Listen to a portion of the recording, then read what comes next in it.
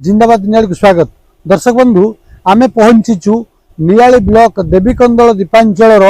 जो पोदातीरा पाखे रही छिंडा नदी भितर जो पोल आम से जगह पहुंचीचु। ये पहुंचीचु ये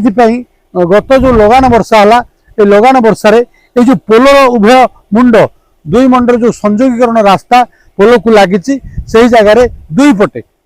विभिन्न विराट गर्त सृष्टि प्राय 3-4 फुट गोलईर बड़ बड़ गर्त जिते जहाँ अत्यंत यातायात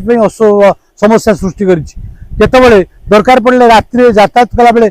गाड़ी गुड़िक पड़ीजार दुर्घटनाग्रस्त हमार संभावना देखा यही जो रास्ता यह ग्राम्य उन्नयन विभाग हाथ रही। यही रास्ता गत जनवरी मसरे काम होता जो संयोगीकरण रास्ता 9 लाख व्यय अटकल काम कराइला। मात्र ये काम बेले अनियमितता होता अभियोग होती ठिकादार आउ विभाग मध्य जो मधुचंद्रिका होती जहाँफल काम ठीक ही ना जहाँ लगान वर्षा एभली अवस्था सृष्टि ये जो रास्ता उपर निर्भर करती ये जो पोल उपर देखी यातायात करती बहु लोक प्राय रानीवालार 500 परिवार एपटे रही खेत जमी जो माने जो मानकर जीवन रेखा सहित यही जो रास्ता जड़ित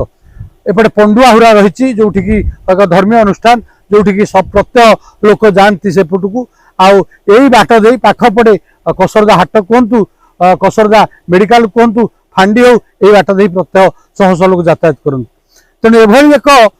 निहाती आवश्यकपूर्ण रास्तार ये जो अवस्था है तुरंत यह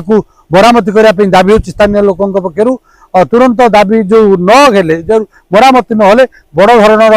दुर्घटना हमार संभावना देखाई। तेणु आम जिंदाबाद पक्षर अनुरोध करुचु विभाग एथि तुरंत दृष्टि दौ तुरंत यही जो समस्या रही समस्यार समाधान करूँ।